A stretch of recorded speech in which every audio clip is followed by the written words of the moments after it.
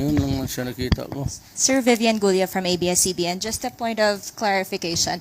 How many cabinet officials are you sending to the provinces, to typhoon-hit provinces? When will they leave, and which provinces will they go to? Every department has field officers. They are already there, including the food, medicine, prepositioned na po, pati yung mga Coast Guard. But they were advised to maybe move a little bit farther.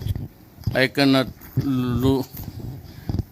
I cannot lose more ships than kukunti lang nga eh. From their present position, sabi ng, well, the military guys told me to they have to move a little bit farther from the path of the typhoon. Earlier, you did mention that you're sending Secretaries Bello, Tolentino. Bello, kasi taga-roon sila eh. Bello is from Isabela, Tugade is from Cagayan. So it's only proper that, sabi tama nga sila, sabi nila, I would need the face there. But I cannot be everywhere and anywhere. So total taga-roon man sila, I told them to go there. And they're leaving tomorrow, sir?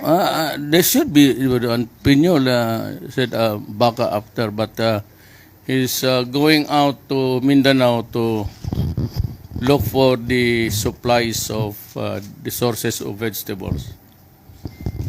Sigurado matamaan yan eh, yung mga tanim natin. So, I forgot the estimate, but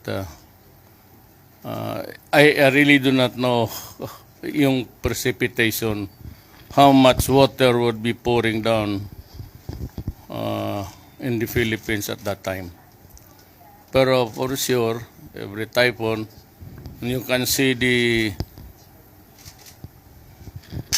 data there, medyo malaki, pati quite dark.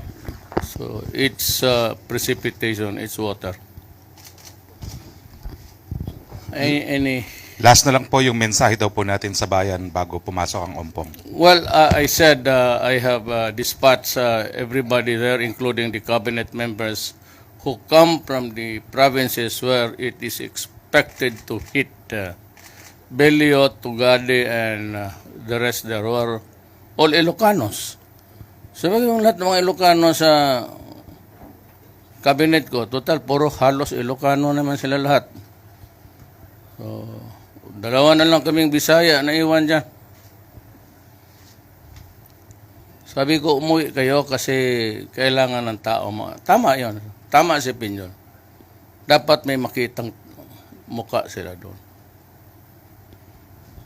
Anything. Any questions that you have wanted to ask but cannot ask or will not ask?